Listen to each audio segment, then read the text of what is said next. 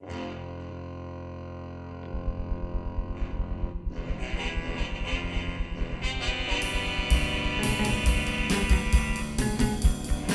I was thinking about you today. No matter how hard I tried, I couldn't find any real problems with you. In an instant, I fell back to the teenager I was. In an instant, I fell back to the teenager I was. In an instant, I fell back to the teenager I was. In an instant, I fell back to the teenager I was. You know, I was thinking about you today. I can't imagine what another one could be that you have not already been.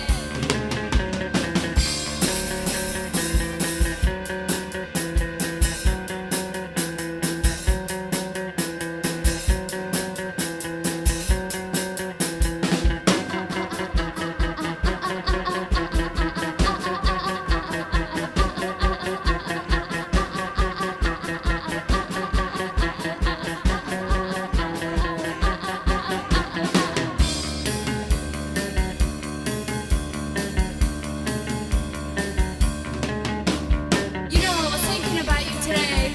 Who, me? Yeah, you. And?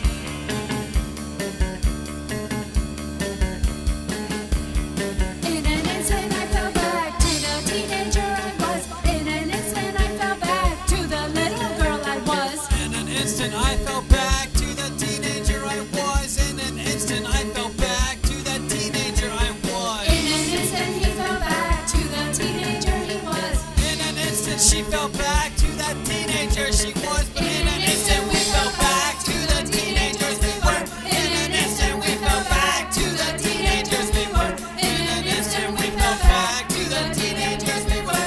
In an instant we fell back to the teenagers we were.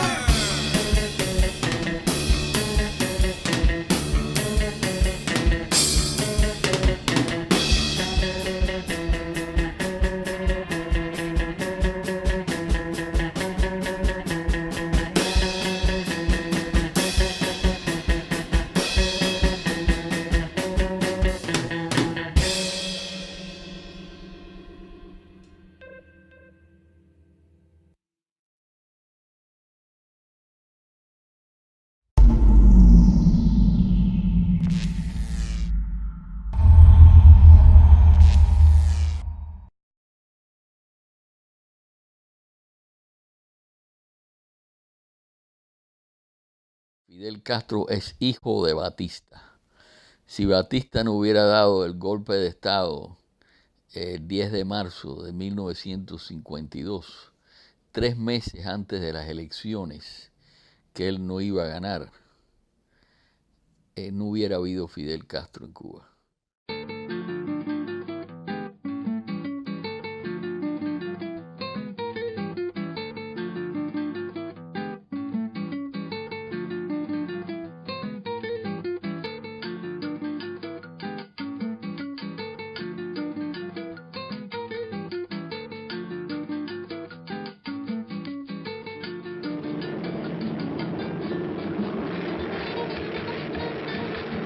Los aviones, yo estaba en una fiesta cerca del campamento de Columbia, donde está el aeropuerto militar en Cuba, el aeropuerto principal militar de Cuba, y se oyeron de pronto los aviones y vinieron entonces todas las indicaciones, los rumores, llamaban a la gente que se había ido Batista. Y ahí empezó todo el problema de qué es lo que iba a sustituir a Batista y cómo iban a resolverse las cuestiones, ¿no? Castro se convirtió como en el Robin Hood en Cuba. No había peligro en lo que estaba haciendo él. Nadie lo iba a perseguir allí, en donde estaba, en la Sierra Maestra. Entonces se corrompió más todavía. Los militares en Cuba entregaban las armas, vendían las armas, todo. Y había una corrupción total y el gobierno de Batista estaba totalmente sin poder hacer nada que tuviera la más mínima importancia, porque no tenía la aceptación del pueblo, no tenía la aceptación de las fuerzas políticas ni de las fuerzas económicas todo el mundo estaba conspirando contra Batista, todo el mundo estaba participando, contribuyendo a todo tipo de grupos rebeldes. Hubieron varios alzamientos en el ejército que fracasaron y era un ambiente que no podía mantenerse. Mi tío Justo Carrillo estaba conspirando con muchos militares, había revueltas en el campamento de Boicurí, en Matanzas, en Cienfuegos también, los militares, y yo iba de Miami a Cuba continuamente para coordinar todo. Venía la intervención de Isla del Pino para liberar a Barquín, formar un frente en Pinar del Río para hacer oposición a Fidel Castro. Los americanos no tenían confianza en Fidel Castro, pero prácticamente le dieron en una bandeja el poder al movimiento más importante, el 26 de julio de Fidel Castro, y Fidel Castro se unió con el directorio revolucionario, que eran fundamentalmente los estudiantes y los otros grupos, y formaron un gobierno revolucionario, pero que eventualmente terminó con el dominio completamente del movimiento 26 de julio. En realidad, Batista es el que crea todo este problema. Batista, con su golpe de Estado, la corrupción del gobierno de Batista fue la mayor corrupción que ha habido en la historia de Cuba. Joao Mestre, businessman, owner of Havana's largest TV stations, looks back upon the Batista era, remembers it with loathing. Don't forget that for the past 7 years, we have been operating under fear, under a brutal repression, under tremendous corruption. Those two factors no longer exist. There is no repression. We feel for the first time that we can go out like normal human beings and not fear be shot at, be imprisoned, be humiliated. And we feel that we can operate in business normally without extortion, without graft, without corruption. Al principio fueron días de mucha confusión, mucha histeria. Como el 8 de enero, si no me equivoco, porque todos éramos unos niños, ese día se aparecieron por la mañana en la casa un grupo de milicianos que decían que habían peleado en la guerra, yo no sé qué cosas. Lo que sí sé es que le pusieron una ametralladora a mi abuela en la cabeza, le pidieron los carros. Y, o sea, habían varios carros en la casa. Se llevaron el carro de mi mamá, me acuerdo de eso. Se llevaron, creo que el piscicorre de la casa, que era el que nos llevaba al colegio a nosotros. Y se llevaron un Lincoln Continental de mi abuela, porque decían que tenían que ir a recibir a su líder que llegaba del interior a La Habana. A tremendous personal triumph, Castro rode in glory into Havana. Cubans, hundreds of thousands of them, gave him a hero's welcome. Estaba eufórica La Habana, y estaban llegando poco a poco los distintos carros del ejército de Fidel, hasta que llegó Fidel. Aquello era una locura. La gente salía de sus casas para besar a los barbudos.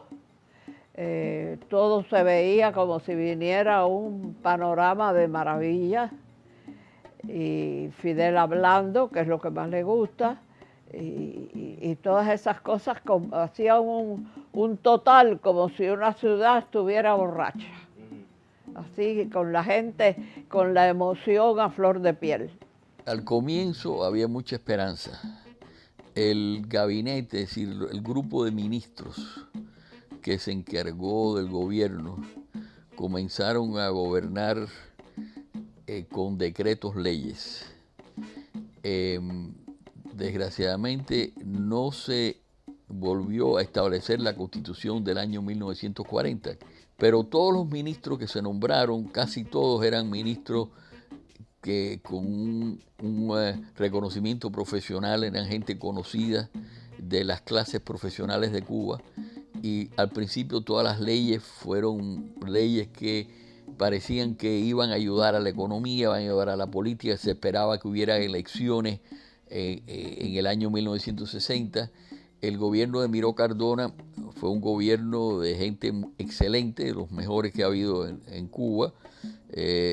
Rufo López Fresquete era un economista, un máster de la Universidad de Colombia. Felipe Paso regresó a la presidencia del Banco Nacional de Cuba, que se le habían ofrecido, por cierto, a mi tío Justo Carrillo, le habían ofrecido la presidencia del Banco Nacional de Cuba. No quiso aceptar porque él no quería al principio aceptar ningún tipo de cargo en el gobierno, porque había un distanciamiento entre él y Fidel Castro. Eran amigos, pero Fidel Castro quería acabar con el ejército de Cuba, es decir, en parte acabar con Ramón Barquín, con el gallego Fernández, que después lo ayudó en la invasión, con todos los militares puros que estaban presos en tiempo que se habían rebelado contra Batista. Él quería limpiar todo el ejército.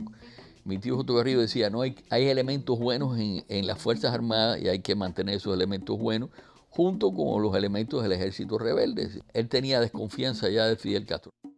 El Che ya estaba haciendo cosas robando en los bancos. Nosotros no, porque no teníamos nada en los bancos, pero personas que tenían dinero en el banco le congelaban la cuenta. Entonces, como si es tuyo, tú te la van a congelar. Entonces ya empezamos a dudar de lo que él podía hacer de Cuba. El Che, que nunca en su vida había hecho nada más que revolución en la Argentina y en todo ahí, lo nombraron presidente del Banco Nacional.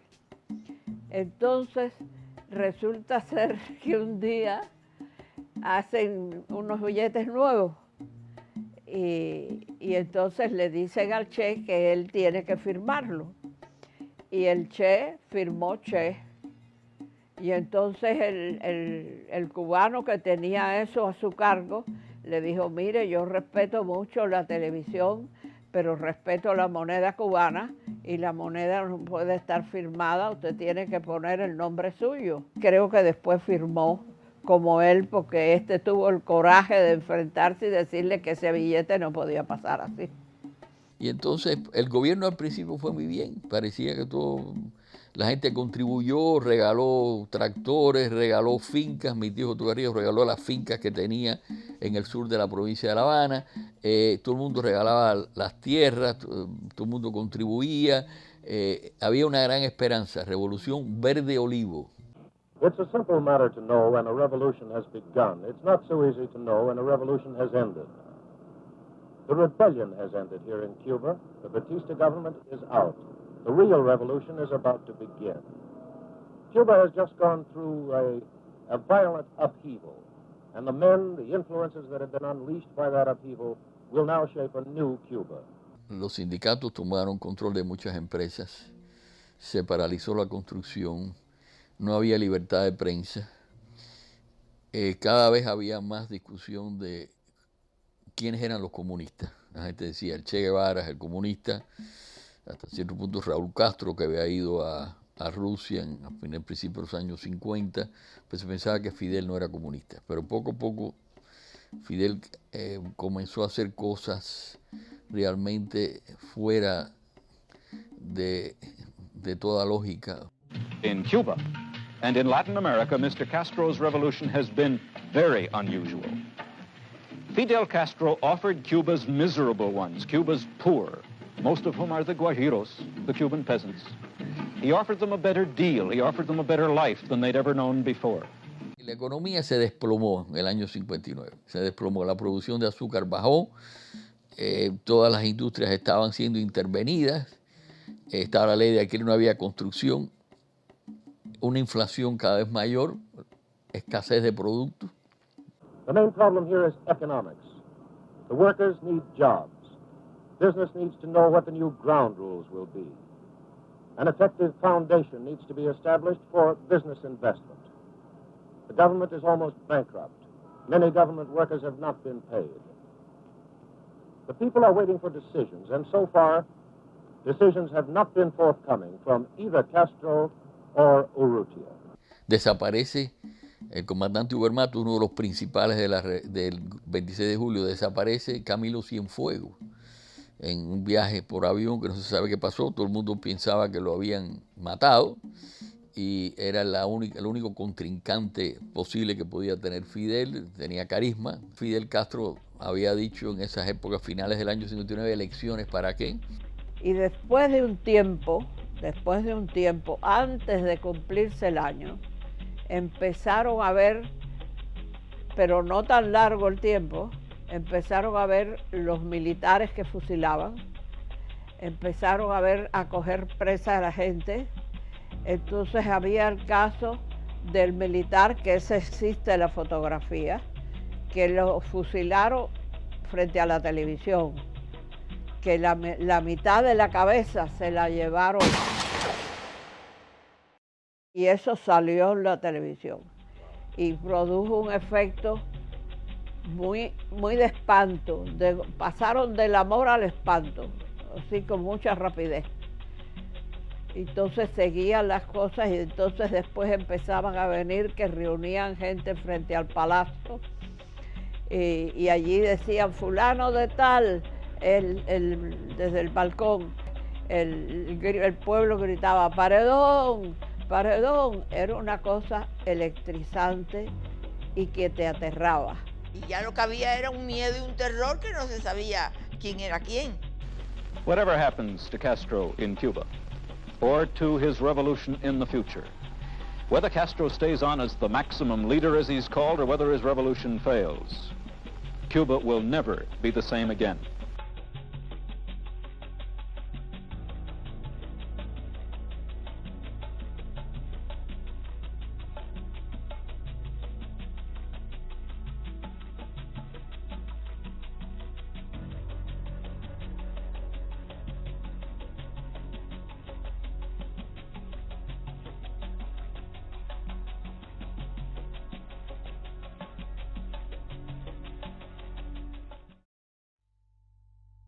"10:30 p.m., November 26, 2016. The word quietly trickles out of the Cuban press that famed 90-year-old dictator Fidel Castro had died.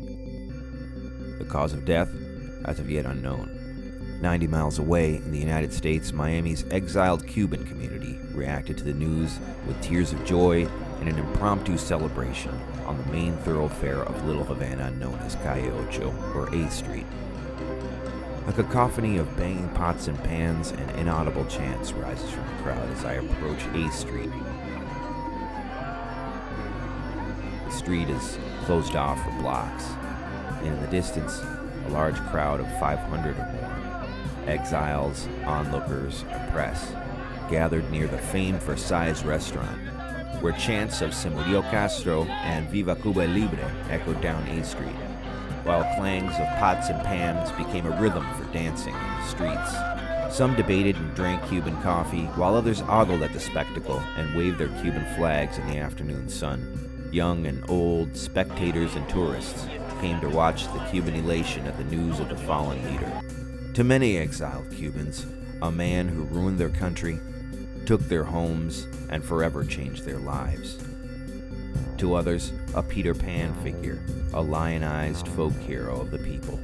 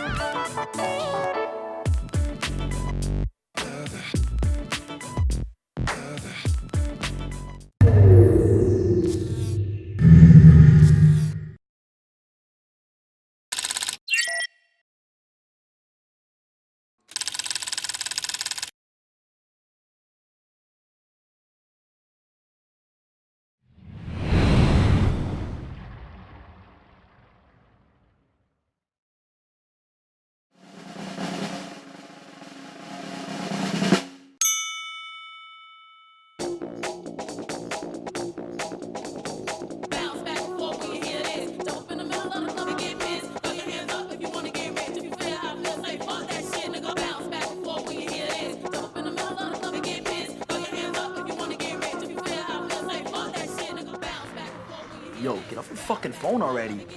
I'm talking to Natasha. I told you to stop talking to that bitch. You are so rude, ew.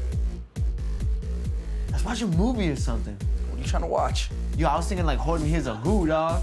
I'm down with that. Yeah, let's Dr. Suits that bitch. Yo, Tony, show me how to work that shit. I know how to work it, man. You don't have to tell me. You don't smoke, baby chick. You gotta learn how to work that bong. Pass it back, yo. Damn, kid. You don't know what you're doing. Baby chick's going all out.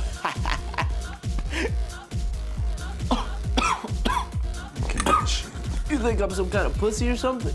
Yeah.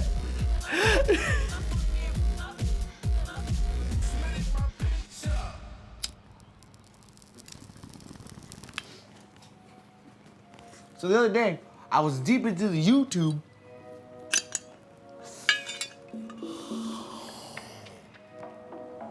And I saw some crazy lizard shit, yo.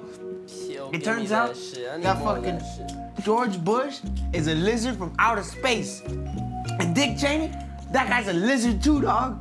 And even Donald Rumsfeld's a lizard, dog. That shit's crazy. It's my turn. Nah, man, but like they run the NSA, the FBI, the NFL, SNL, all that shit, dog. They control what you see, what you hear, what you see again on the internet, dog. They're the people that killed Kennedy. Shut up a second. And they're the people that are trying to fucking kill Macklemore, dog. It turns out that they all run the NSA, and the NSA hacks into your Instagram so that they can fucking tell what you're eating for lunch, when you're fucking taking selfies in front of the mirror and shit. All that shit, son. Whenever you're eating fettuccine Alfredo, they know that shit, dog. Food porn? That's reptilian porn, dog. The lizards. The lizards. Lizards.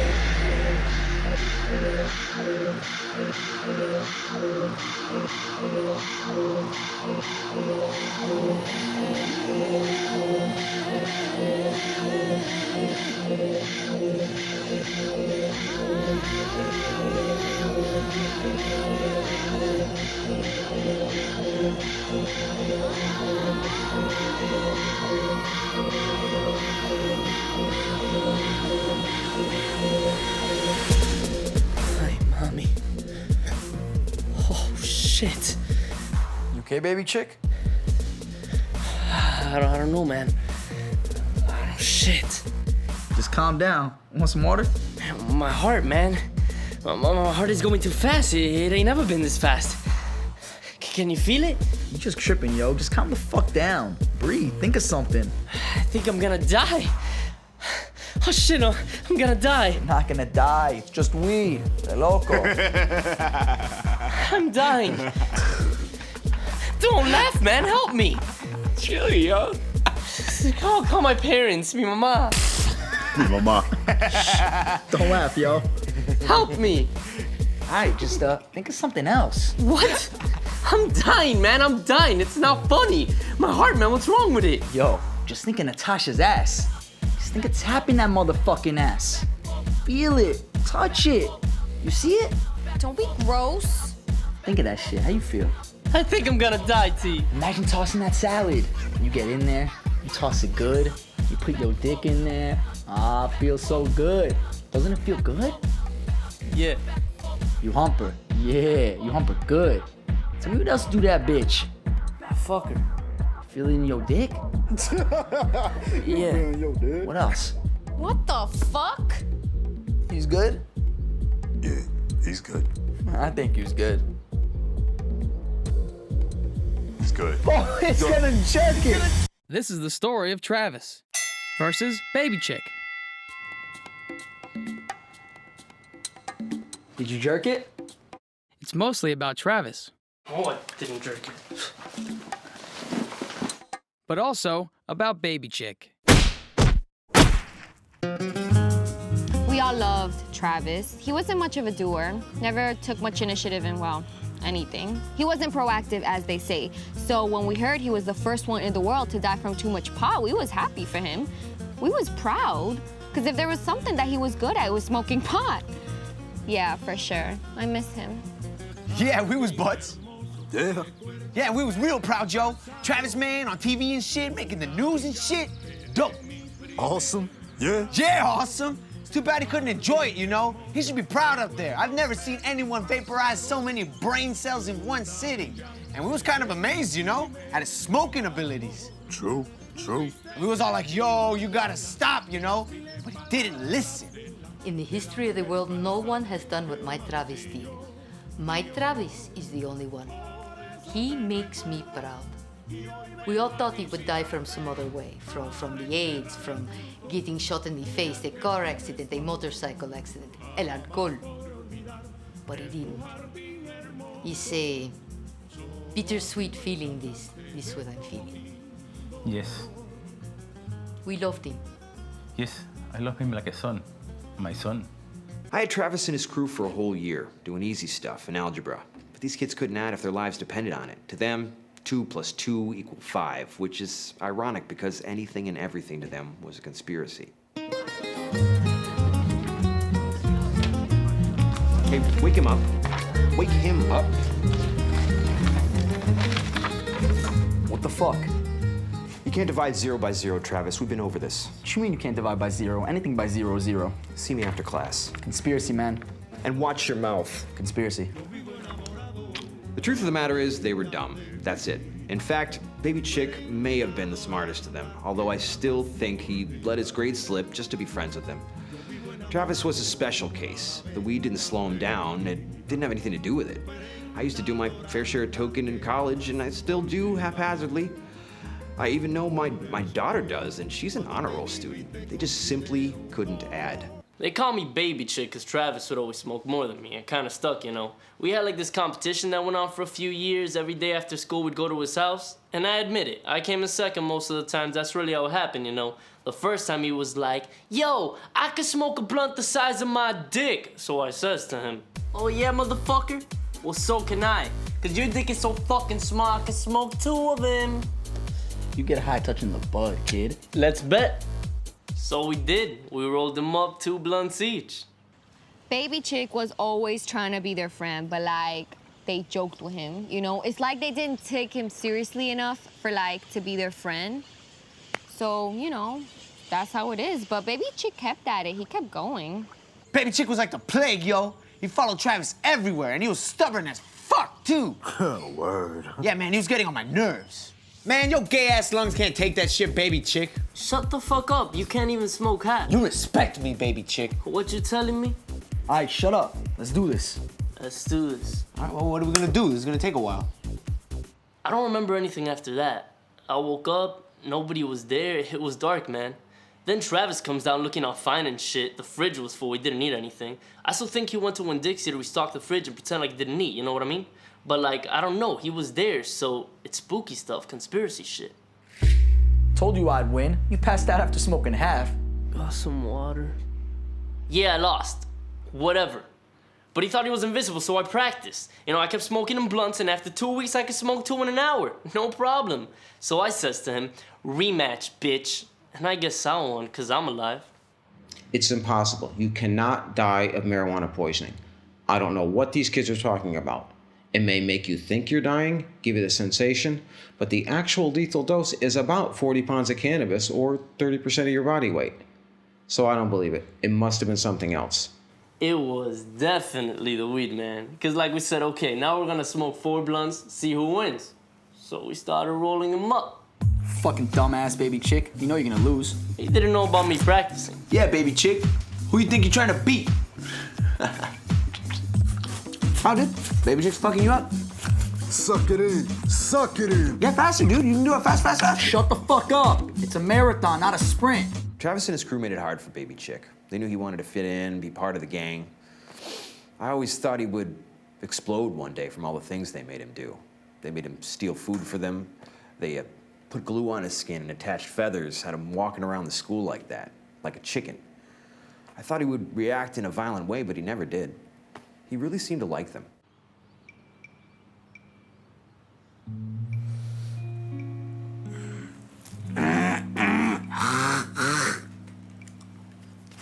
Baby Chick, you up? I'm standing. I win.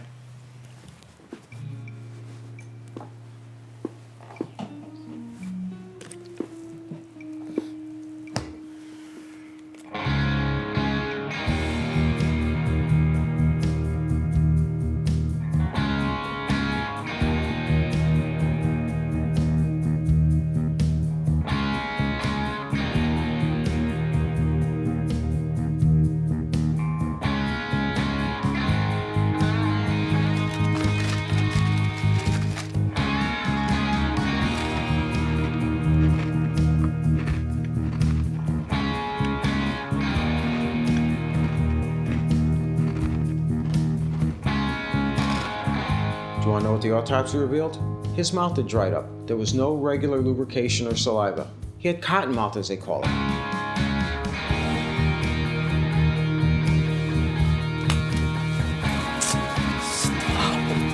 They found a whole oriole lodged inside his trachea.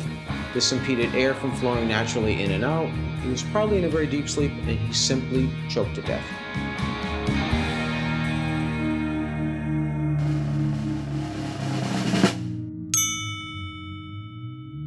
He didn't die of poisoning, but it was the weed that killed him.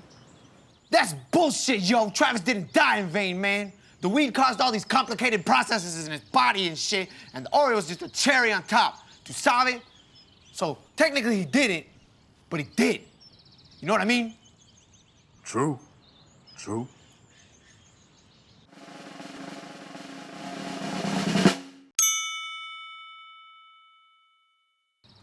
That means I won. But he was able to get up and walk while you fell asleep. Is that correct? So? That's the bet. It doesn't matter if he unfortunately passed away. What you insinuating? Even though he's dead, he still won the bet. Nah. Fucking journalist bullshit conspiracy motherfucker. But... Yeah, but get the fuck out my house. But... Turn off the camera, get the fuck out!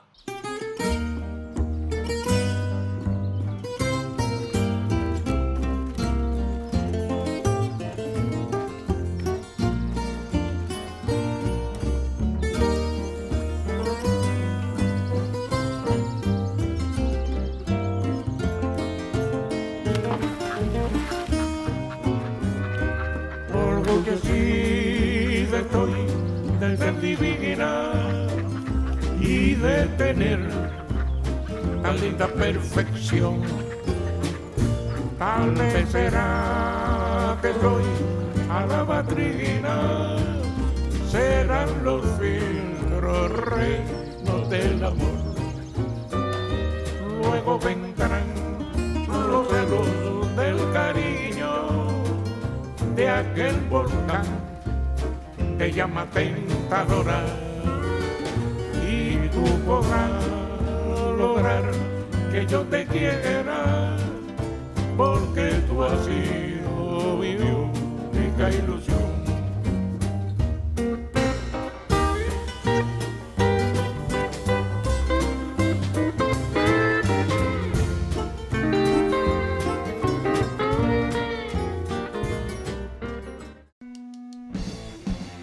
We're just a bunch of dudes that had shaved heads. That's really what it was, you know. I mean, the main principles were about anti-racism. Being a skin, you know, being a baldy. It's American. There were people that were members, and then there were people that were hangers-on, and then there were people that came later on that just want to be part of the violence.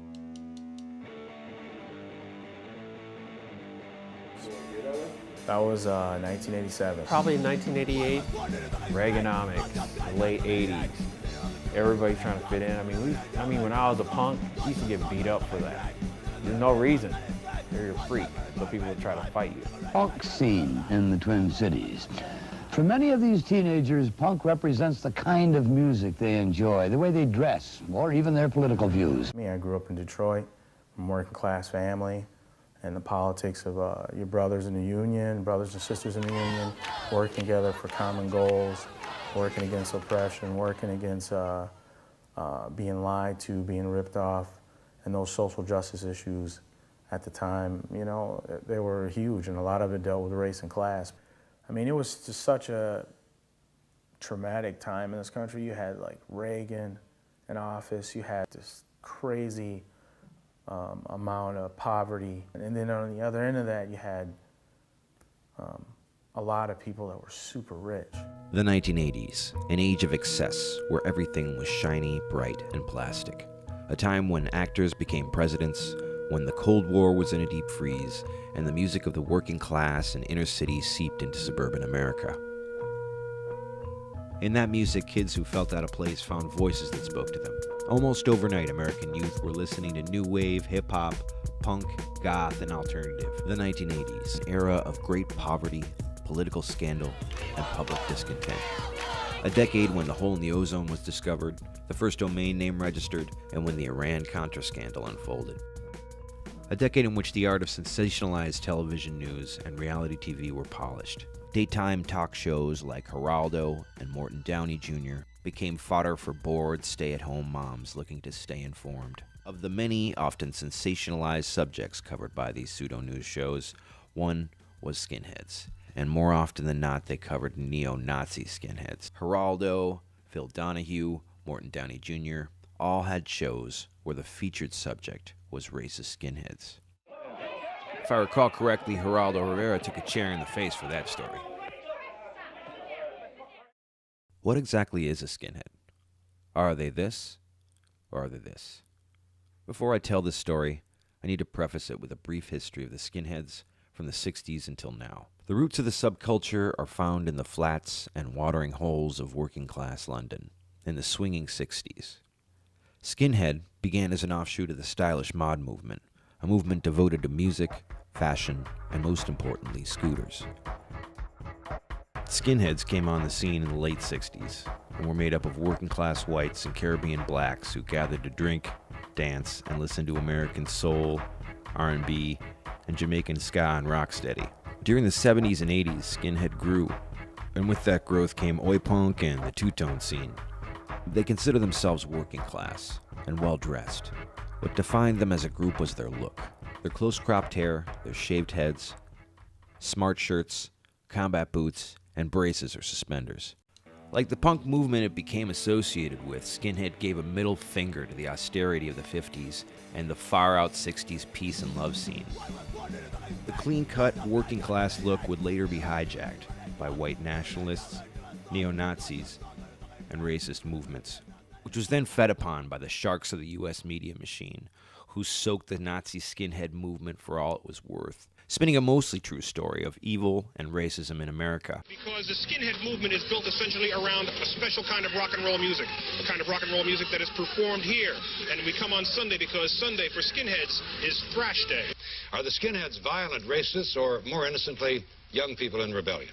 While Prince and Duran Duran blared on radios across the nation, and Ronnie Reagan and George W. Bush Sr. sat in the White House, punk and alternatives spread throughout the country. Many cities became hubs for the counterculture. New York, D.C., Chicago, Boston all had scenes. Other small hubs sprouted up in places like Oklahoma City, Milwaukee, and towns like Minneapolis, Minnesota, where the punk and alternative kids gathered in an area known as Uptown, on the south side of Minneapolis. Within that scene was a group of skinheads known as the Baldies, who I knew personally, and this is their story. I think it was in June 1987, I was in Atlanta, hanging out at Little 5 Points. I had met a skinhead that hung around with some skins from St. Paul, and his name was Swamp. This guy was like, he was like a white power skin, but he was really stupid. He had a swastika that was backward on his arm. And like, he was just an idiot, man. So anyway, he told me about these skinheads in Minneapolis. The Baldies? Baldies. The Baldies. I mean, it was a gang in the 50s. How did you first come to know about the Baldies? Boy, probably in 1988. I was in Uptown hanging out at McDonald's, and I was with Justin Jagodka, who happened to be hanging out with the White Knights, and I had spent some time with him also.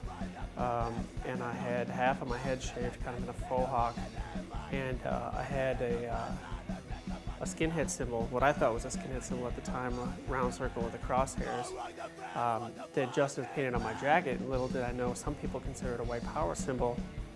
So Hugh Malloy had approached myself and Justin, who was wearing an Iron Cross t-shirt, and he wanted to know what we were all about, and let us know in no uncertain terms that folks who were not the Baldies and who called themselves skinheads were not welcome in Uptown if they didn't know who they were. So that was my first taste of the Baldies. But I remember real vividly this guy named Jason, who's American Indian and was a one of the main baldies. And another guy, I think my cousin Hugh, confronting this Nazi who'd come uptown by himself, this kid that was a white knight. And they basically had set up a policy of anytime they saw one of these Nazis, they'd confront him and ask him if he was a white knight. And then they'd tell him, the next time we see you, if you're still a white knight, you know, you're gonna get your ass kicked. And it actually was a really effective policy because it sort of gave people a moment to think about it and weigh how committed they were to this thing. The baldy started because of the white power skins. There were no skin crews here in Minnesota. It was just us. We were just a bunch of friends who liked that culture, you know, and that's how it started. The whole idea of calling ourselves the Baldies was to make it our own, because skinhead is something that people could easily say, oh, you're not English, you're a poser, you know, because skins came from England. The shaved heads, the polished steel-tipped work boots, the skinhead style. Obviously, there's already racist people, so I think once skinhead became cool, because it was all over the media, then that's when kids started popping up. You know, oh, I'm a skinhead now. Then they run into us, and then they're like, oh, we don't like those dudes because we get beat up.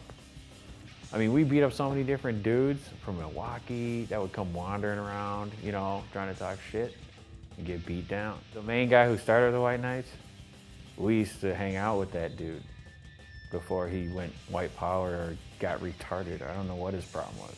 Anybody who knows anything about skinheads is they're violent, straight up and down. There's no, like, it's the whole point, the look, you know, it's like, yeah, these dudes are ready to go.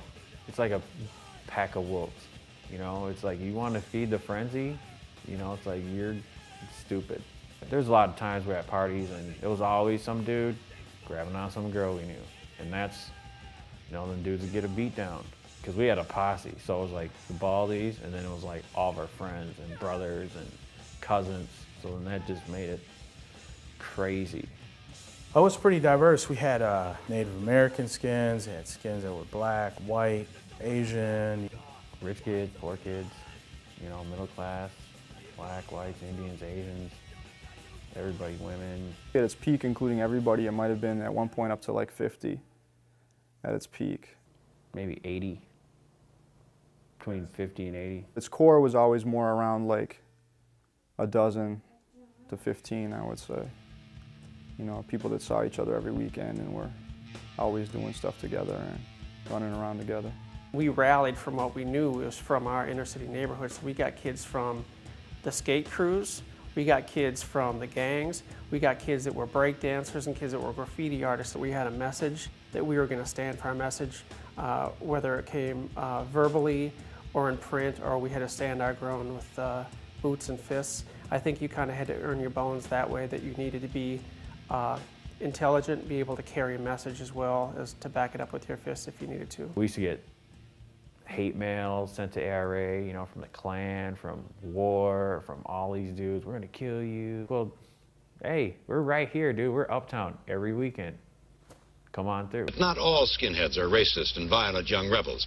There was like so much violence. That part was just, you know, I regret some of those things. This is probably 1990, and we were getting up. It was back in the day when they had warehouse parties. We were walking up the steps, and all of a sudden I see these boots, this row of boots, and I'm like, oh, maybe so. We get up, it's white T-shirts and then white power shirts, and they're like, oh, here are the nigger lovers. Great.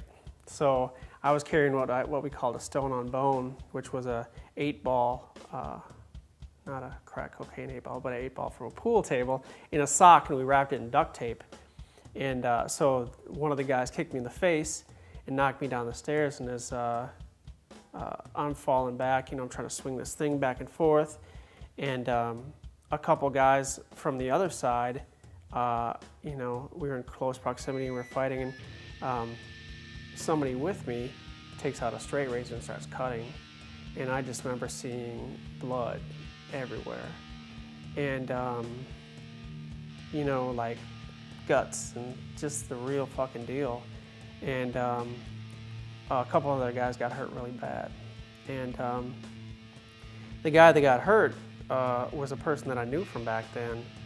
And, you know, it's one of those things of being with the wrong crowd at the wrong time. But looking back, I have a lot of regret about how that happened, you know. I think we were really defending ourselves, but I've had a chance to talk to this person since, and he's actually a friend of mine now.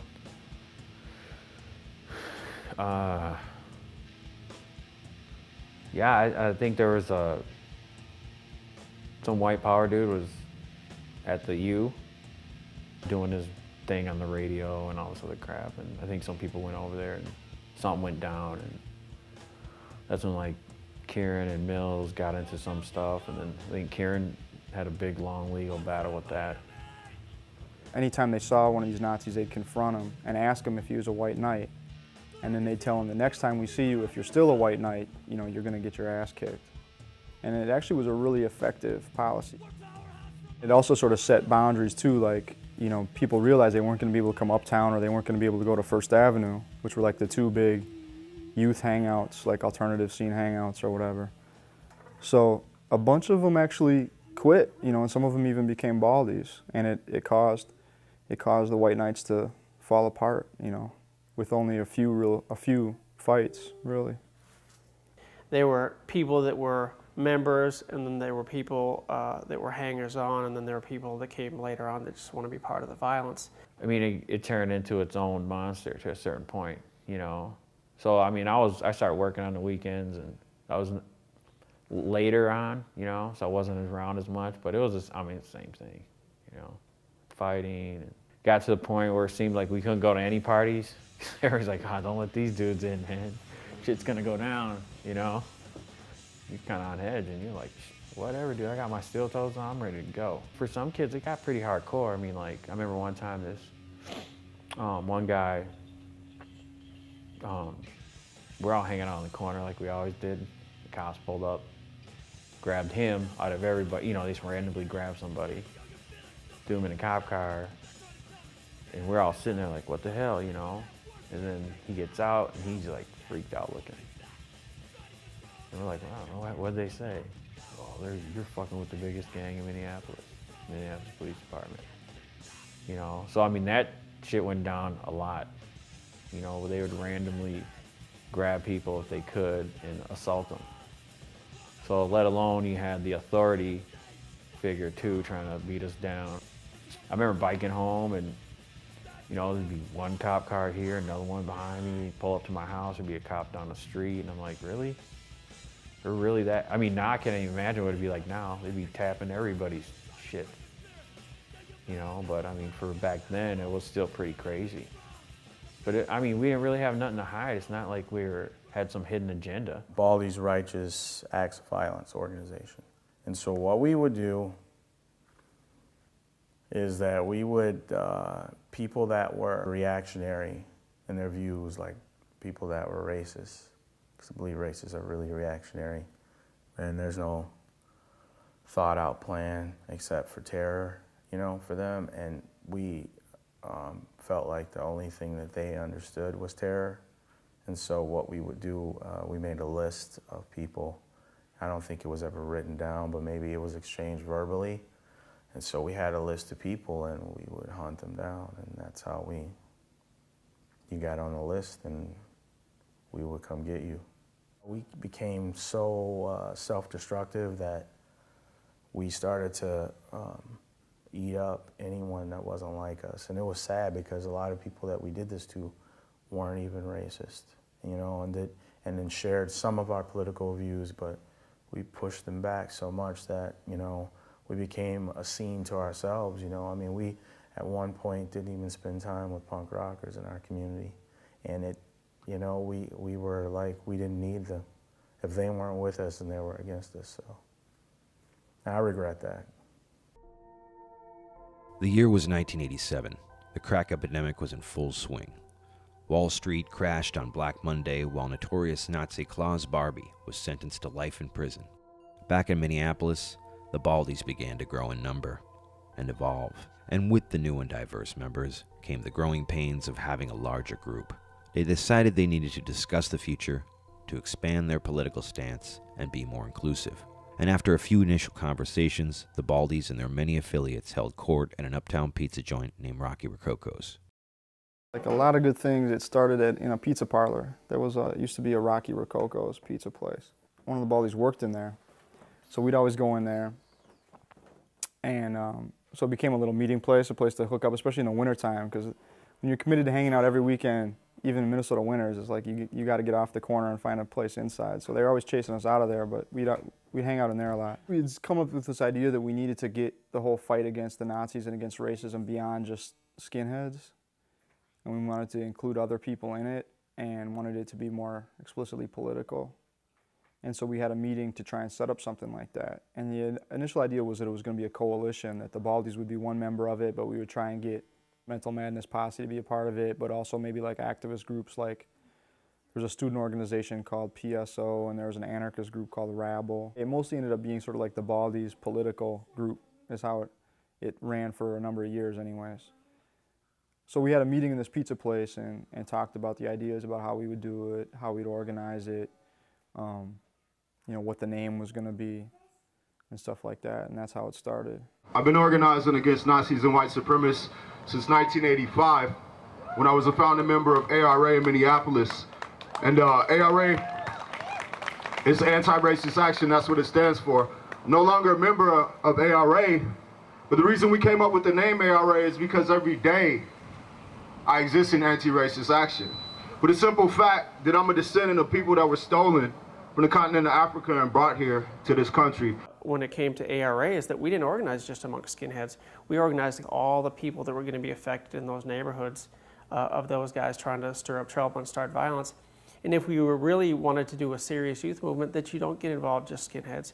You get involved the entire culture of oppressed people. The main thrust of it definitely was to organize to fight against the Nazis.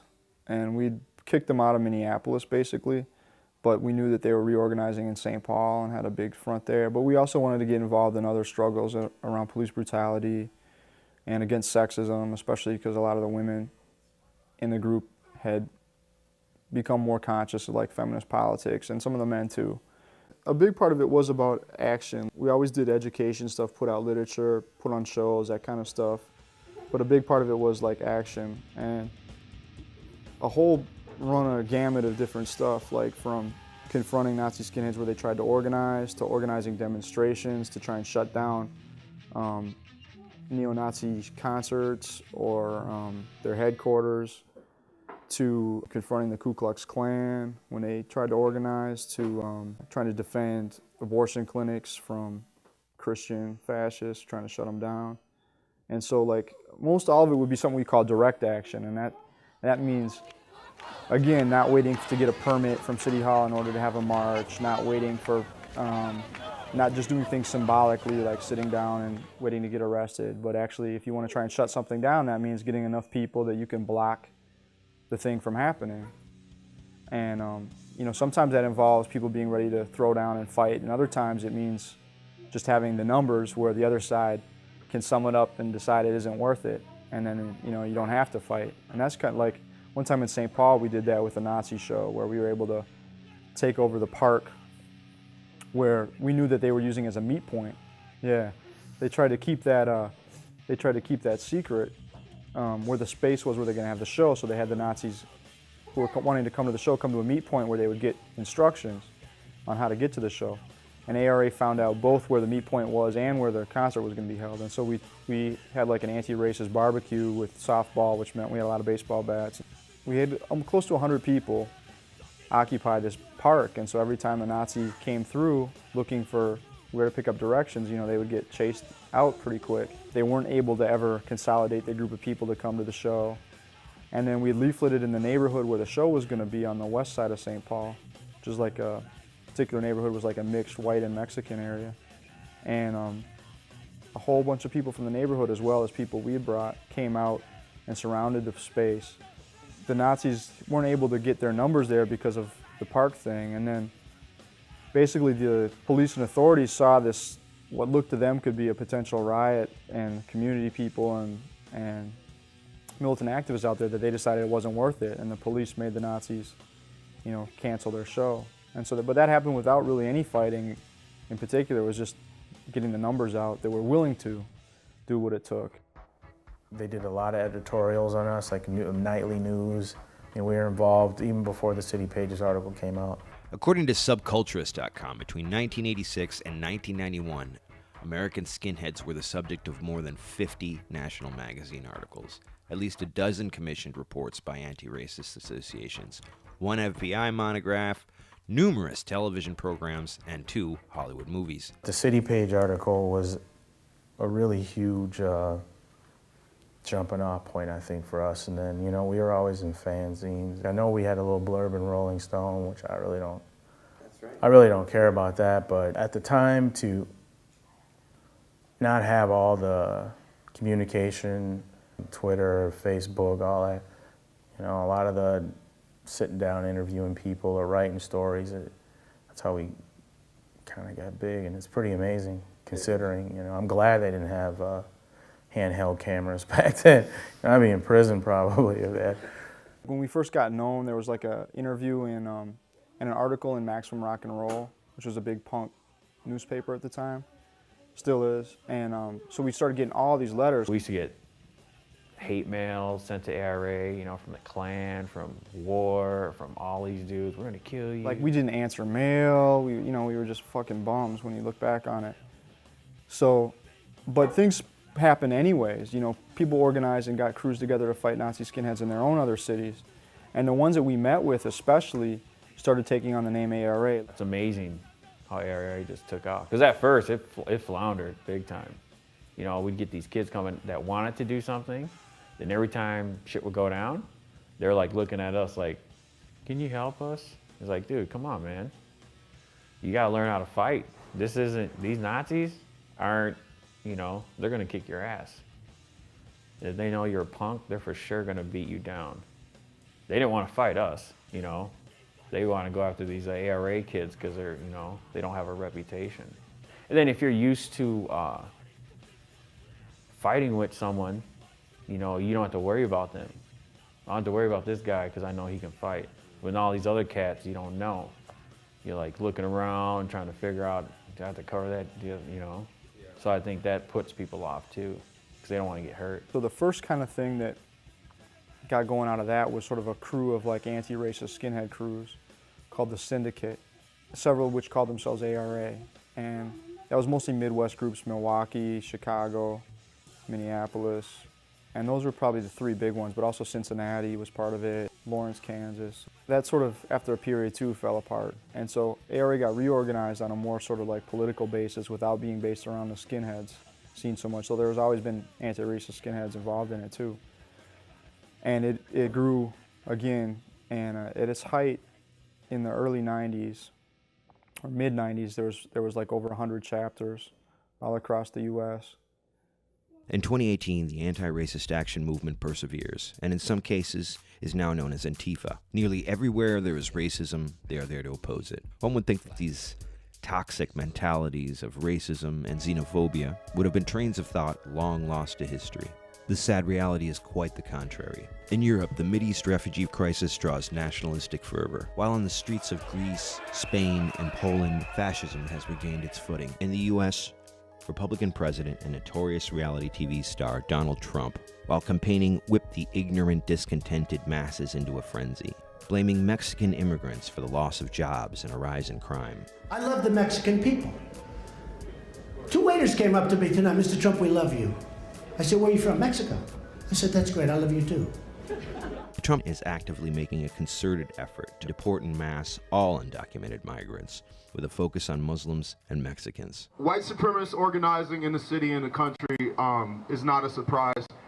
You know, since I was a shorty in the Midwest, I basically saw the direction this country was headed. I saw the different things that have happened in the past in the history of the globe that we're bound to repeat in this society, in this current civilization. So fuck Nazis.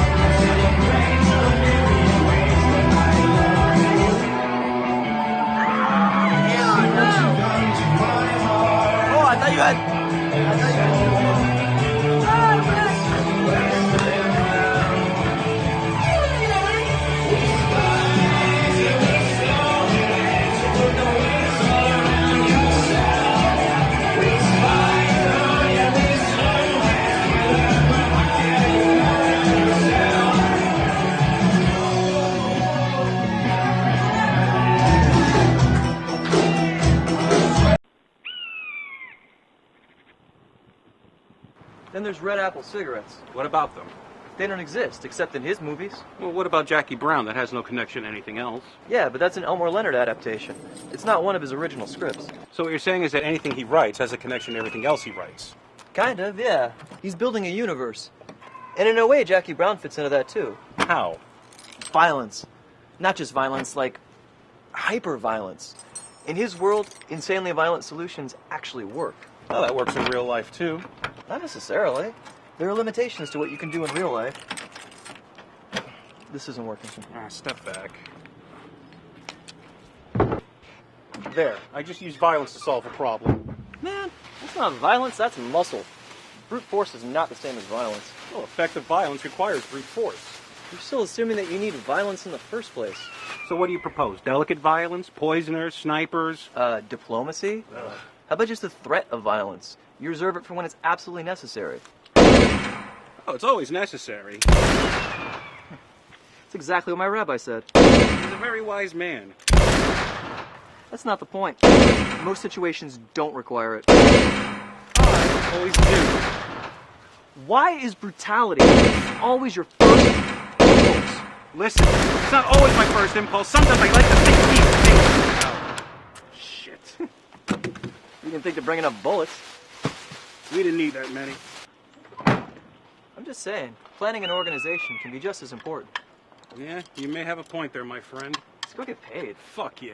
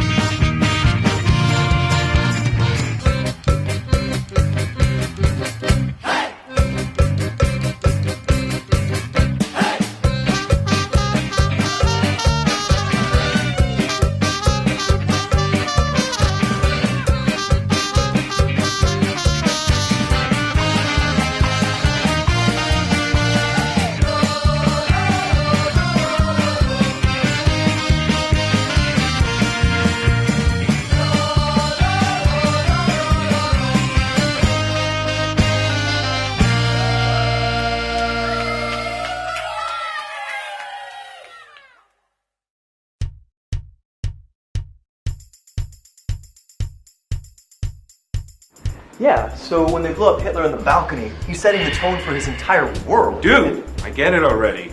Yeah, I know, but with extreme cinematic violence... Listen, I'm going to show you some extreme cinematic violence, okay? Whatever, dude. Yeah. Hi, Courtney. I need him to sign off before you get paid. All right, sweetie. Are the forms ready, and is he in a good mood? They're on his desk, and no. Oh, wonderful.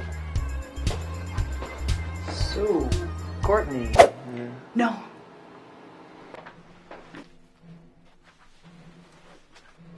Did I tell you to sit down? Huh. No, you're fine. I didn't mean you. Damn it, Gonzalez, get your ass up! Much better. So, 16 bullets? Yes, sir. In one guy's head? Yes, sir. It would have been more, but I forgot to bring another clip. Damn it, Gonzalez, bullets aren't cheap! If you want to get paid, you better learn to stay within budget! Sir, I actually emptied my entire clip as well. Keep your nose out of this, Schwartz. He's been at this more than a decade. He should know better. I'm sorry, Mr. Fetish. I will certainly keep that under advisement, sir. We'll see that you do. Schwartz. Bobola, let's forget about this morning. You're both still two of my most effective operatives. I want to reward you for all the hard work you've both done for me recently by giving you a light assignment today. Thank you, sir. What do you have in mind? Castro! The dictator? Of course! We need to find an actor who can play Fidel Castro. Are we casting a telenovela, sir? That information is on a strictly need-to-know basis, Gonzalez, and you don't need to know! Schwartz, I'm putting you on point for this. Since it doesn't require wet work, we won't need his expertise. Sir, you know we're not casting agents, right? Are you sure you want us in this assignment? Of course! There is nobody I trust more than you, Schwartz. I have the fullest confidence in your abilities. Oh, thank you. You? Well, not so much. Did you take the bullets out of my pay? Get the hell out of my office! Televisión, transmitiendo desde el 1959 a todos nuestros hermanos que todavía andan plantados en Cuba, promoviendo los valores de la democracia, el capitalismo y el mejor país del mundo, Miami. Esta noche, Salsa Rama con Tony Montana en La Pequeña Habana. Pero primero, Sony City, Cherry People. Motherfucker, he charged me for the bullets. I'm $200 short. Yeah, and I'm sure he gave you the company credit card. Is that what this is? Yeah, okay. Mr. Casting Director, what is your great plan? I don't know. Find Castro? Okay, I know the perfect guy for this.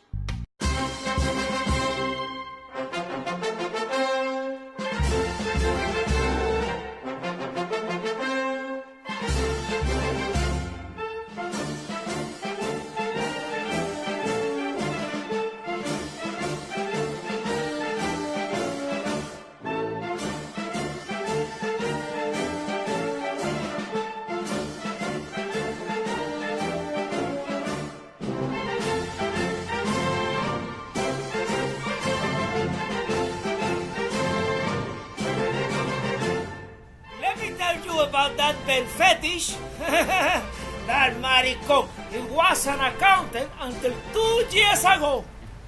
Oh, yeah. Now they have him as the department head.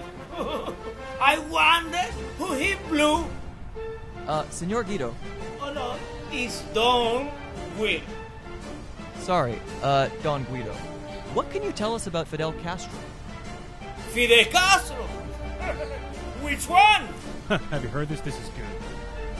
Let me tell you the tale about the 4 Castros.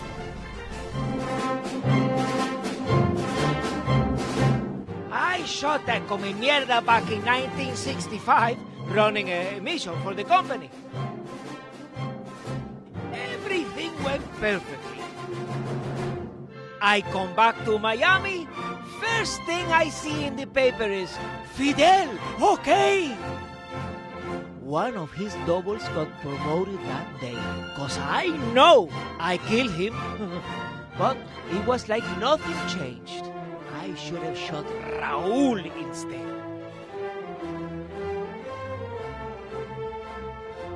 In 1978, he was giving a speech to the Mariel Dock workers.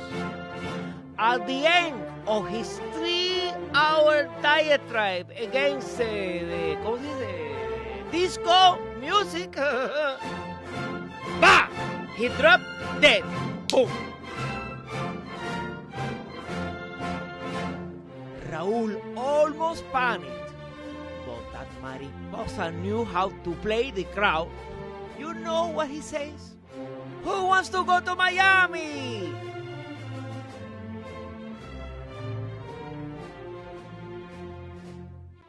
And to keep up appearances, Raúl got another puppet.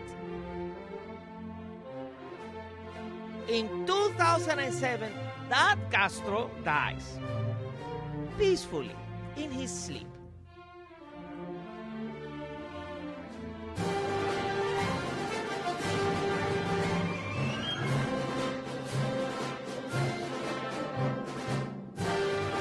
So the nurse calls his cousin in America to break the news. Castro is dead because his cousin is a celebrity. And in America, who is more trusted than celebrities, huh? But nobody believed him. Why? Because his cousin was Perez Hilton. They replaced him with yet another Castro? Of course! When he really dies, everybody will know it. People will be shouting it in the streets. Ah! Where do they keep getting these replacements? From the best casting agent in Cuba, Raúl.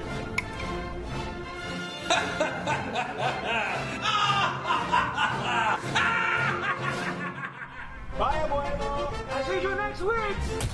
That was pointless. What do you mean? He told us exactly what to do. How do you figure? All right, great. I'll see you at 3 then. Thank you very much. You got the audition space? Yep, 3 to 5 tomorrow afternoon. Okay, and the Craigslist ad is posted. Work is done. Let's get hammered. Remember when you brought Labia here? Yeah, we don't need to talk about that. Who did you think Churchill was? Benny Hill. Ha! How? Ha! How does she even know who either of them are? Whatever. Let's drink. Because the American myth of the rugged individual just like unilaterally affecting change, man, it's like, it's real in his world. He makes it real, you know?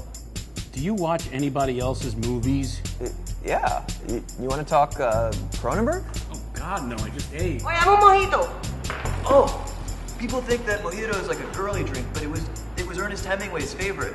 Hey, I'm Andrew. Fuck off, gringo. Oh, okay. Why, hello, young lady. Let me light that for you. He's so cute. Oh, it's an e-cig.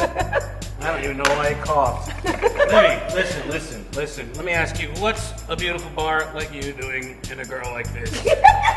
That's not even clever. Nobody's fucking talking to you. No, God, this guy. Now, don't disappoint me, Bobby. You're Cuban, right? Of course I am. My family comes from one of the biggest cities in Cuba. Havana? Hialeah. But aspiring to Kendall. They call me Honey. Honey de miel. Hi, I am Don Juan Gonzalez. No, they're not. Fine. I'm Dan. And I live within walking distance. Dirty bear. What the?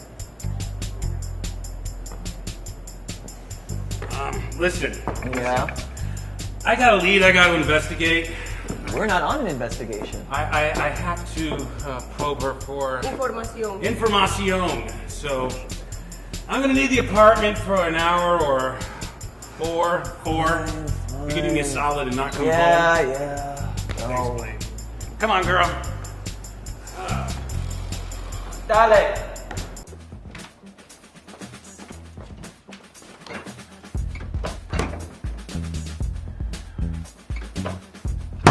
Dale.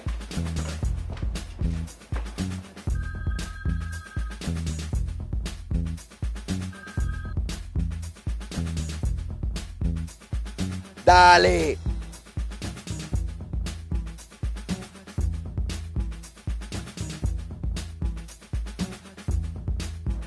Dale.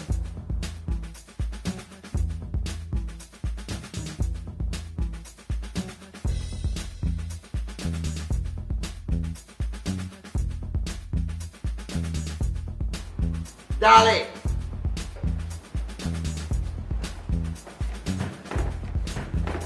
Dale.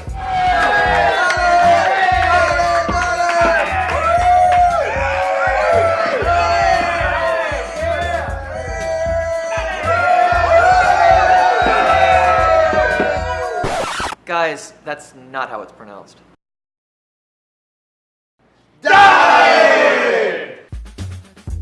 Dale's Pale Ale. Dale, pale, ale. Whatever you call it, it's delicious. From Oscar Blues.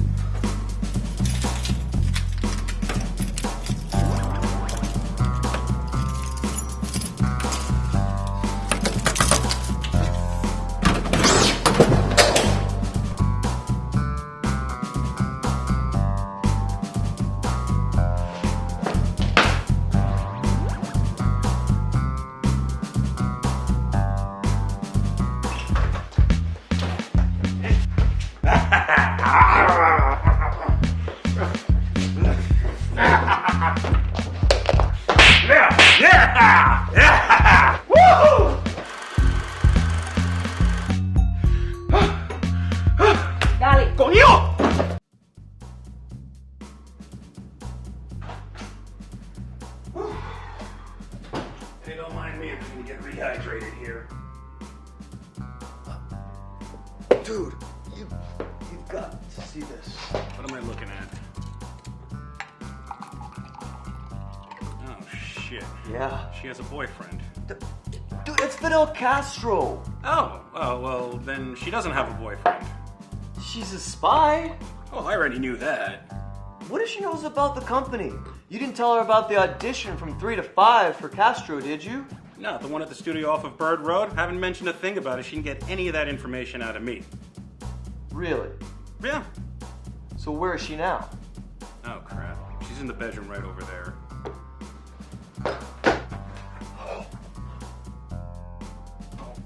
Could be running. Get rid of that. Don't give it to me! 3, 2, 1.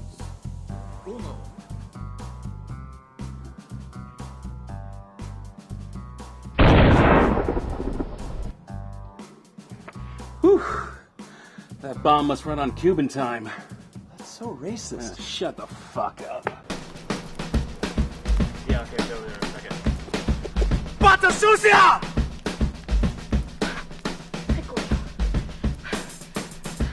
Es trampa de miel. Is the line secure? No, it's a stolen phone, but if we're quick, the NSA cannot trace it. And what did you learn? My cover is blown, Uh-huh. but I've discovered a plot. Go on. They're gonna kill Castro and replace him with a puppet. Gracias, mi amor. They're going to kill Castro and replace him with a puppet. How unoriginal.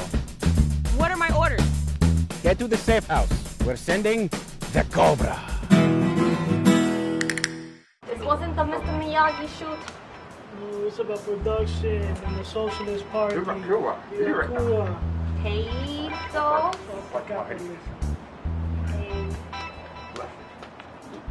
So really, man, in all seriousness, that's where you get the best smoke? Yeah, Kendall and K-Town. Hell yeah. Build these up with that. Blaze for days. That sounds like a plan.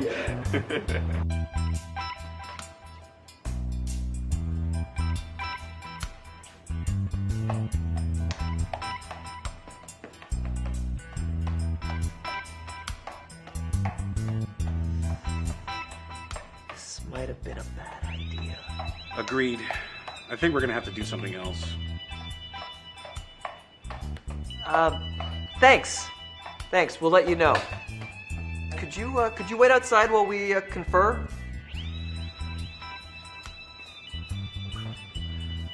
It's taking Ramon so fucking long, man. I need a fix, man. I want a fucking hit! All right, chill. Let me see. All right. He should be here any minute now. He's on his way. Good. Maybe we can cut to him outside walking in.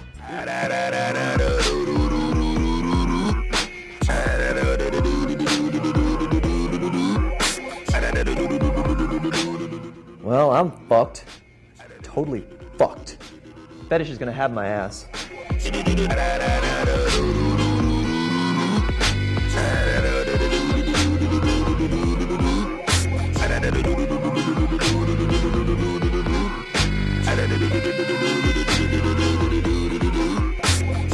What's with the music?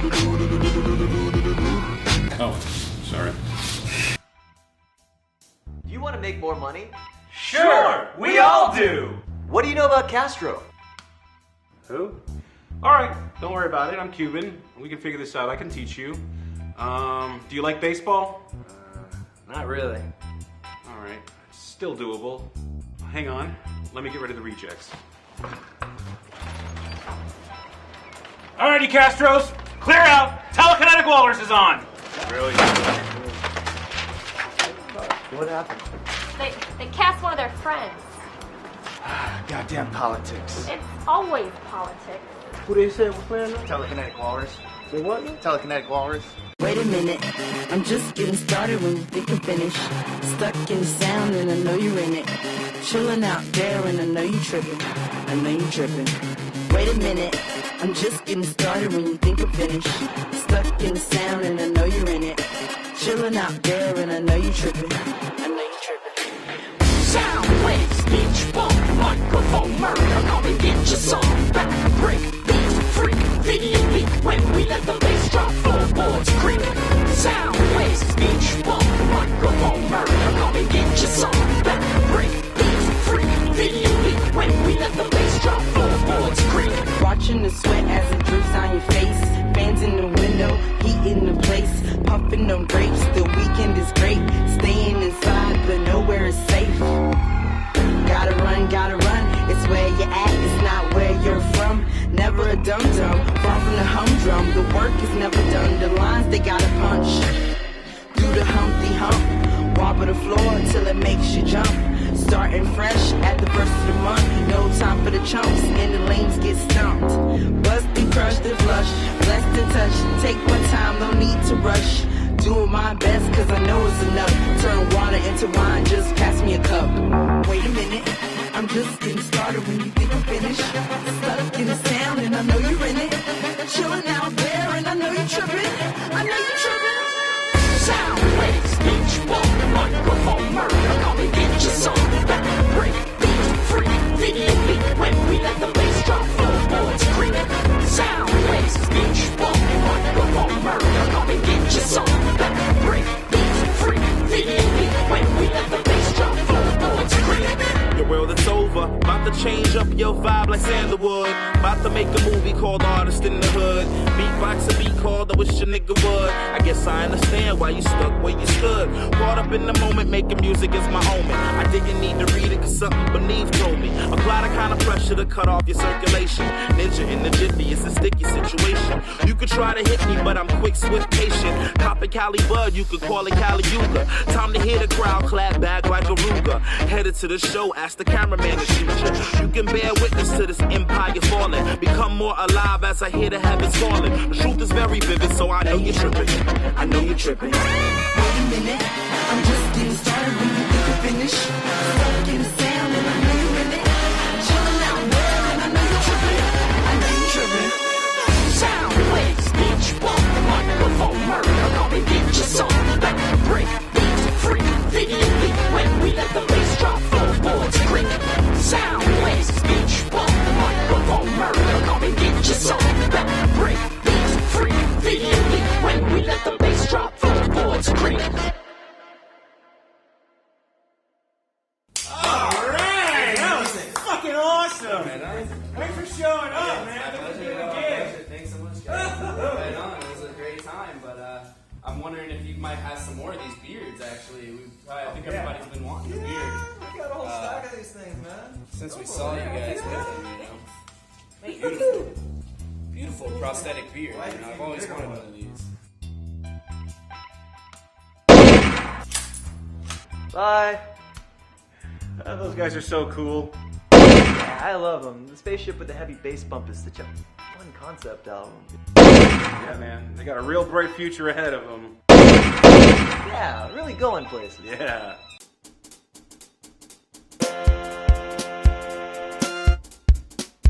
They were up to no good in Havana, so rose into my aid.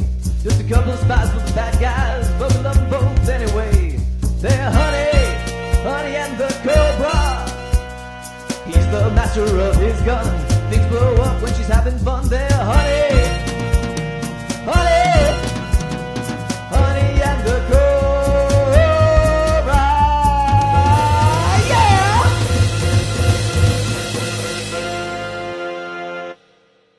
Honey and the Cobra was filmed before a live studio audience.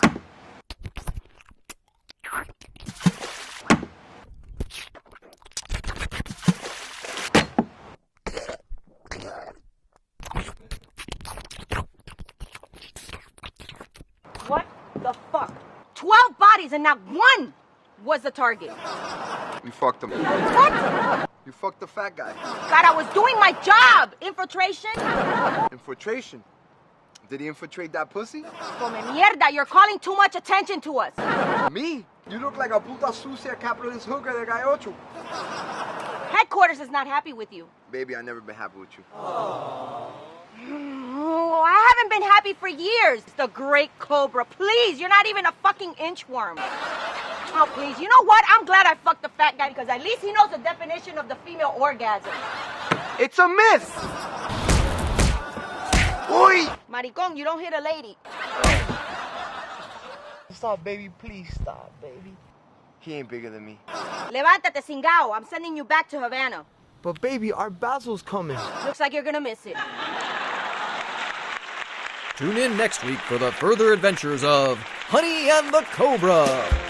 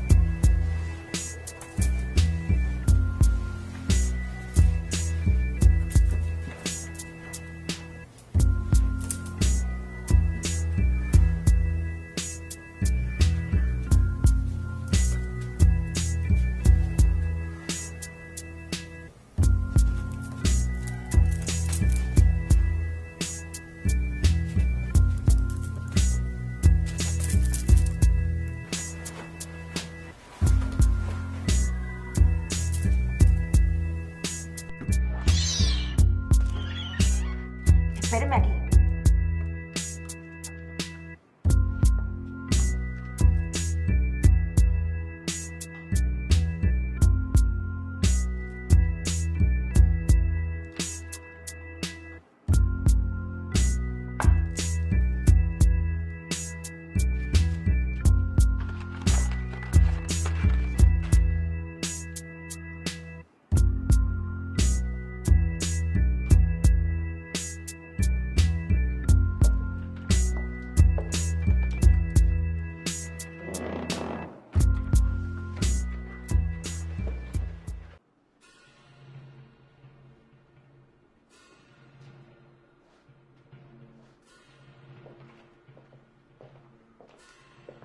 Gonzalez, get your ass up. Explain this expense report to me. Operational costs, sir. Everything was totally necessary for the mission. A Cadillac? Cuban rum? A private baseball lesson with Alex Rodriguez. Of course. A kosher Castro costume from Paris. Well, we had to fly that one in on the Concorde. And that airline doesn't even exist anymore. Salsa time at Arthur Murray Studios. For you. How is that necessary for the mission? Well, my cha-cha was off, sir, and I thought it was necessary to instruct Ramon on the proper salsa. You kidding me? You spent $13 million in 3 days? Schwartz, I gave you the card for a reason. I expected him to be the undisciplined one. Hey. I had higher hopes for you. What have you two been doing? Yeah, sorry to interrupt, but I just wanted to say thanks for the opportunity. I always knew I could be a good actor, you know? To Aris Castro. What? No, man, I don't speak Spanish. He's 60 years too young, and he doesn't even speak the language. Now we've blown the whole budget, and I've got to recast the entire training video by myself. You two are done! Cohiba? Actual Cuban cigars? Do you know how expensive they... No, of course you don't. You're not keeping these. This belongs to the company. And it's coming out of your severance. All of this is coming out of your severance.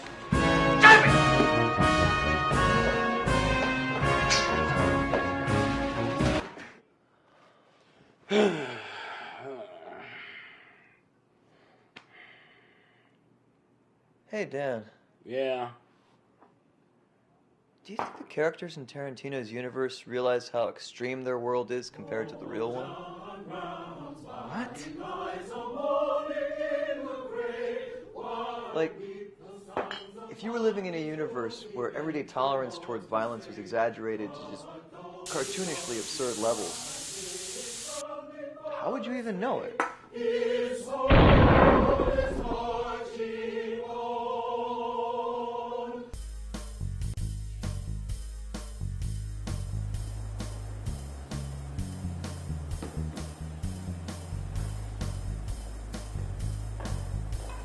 Dale, Paleale. I love those Oscar Blues. I'm drinking Dale's Pale Ale myself. Why are you looking so good about me? I just lost the biggest acting gig of my career. What happened? Politics? I don't know. They just shut the production down, the whole thing. Sorry.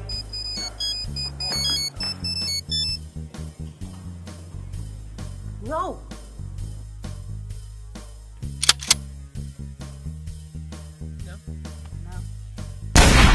Coño!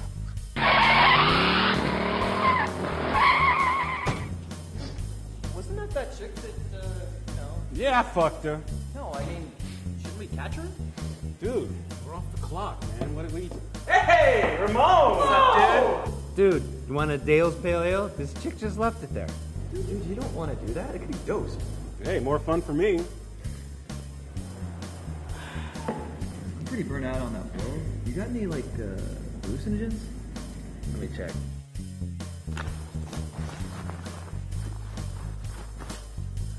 Yes! Shroomies! Shroomies! Hey, what are you guys doing? You can't do that in here. Get the fuck out.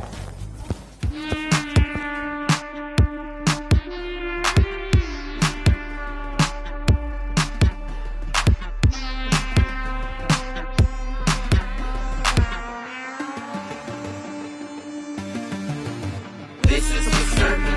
In the shadows they're lurking, doing the creep, doing the creep. The walrus will get 'em, all super villains. Hit 'em with venom, and they won't see the beat. This is for certain. In the shadows they're lurking, doing the creep, doing the creep. The walrus will get 'em, all super villains. Hit 'em with venom, and they won't see the beat.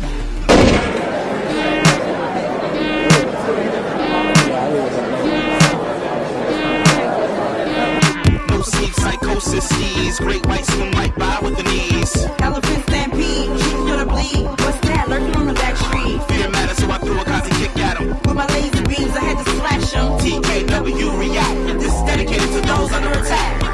Dumb smack, don't get your skull cracked. I stay equipped with sonic energy, I got that. Alright then, gotta take flight then. Strength and lightning, Amazed but never faced, crazy missions tackled every day. Our mission is to bring happiness your way. And if that means a little evil's gotta go down, we'll simply spread some love and positivity around. This is for certain. In the shadows they're lurking, doing the creep, doing the creep. The walrus will get 'em, all super villains. Hit 'em with venom, and they won't see defeat. Huh? Oh, yeah.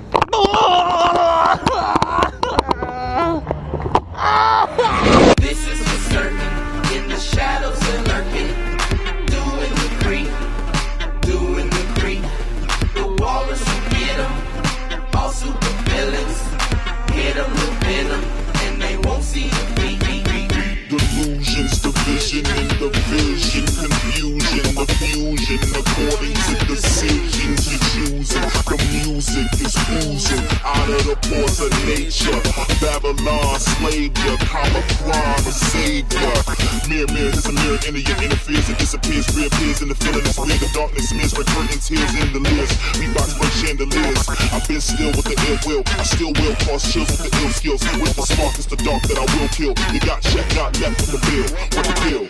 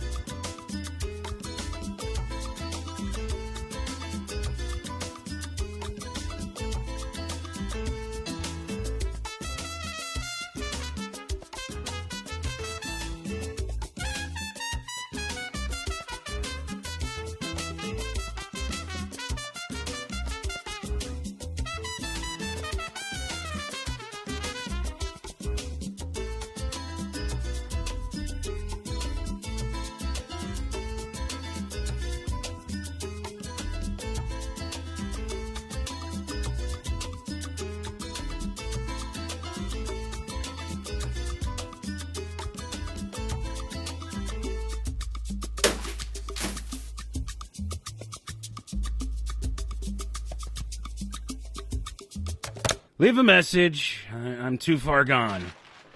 Beep. Gonzalez, as you may or may not have heard, Ben Fetish has taken an indefinite sabbatical. That does not mean you are off the hook.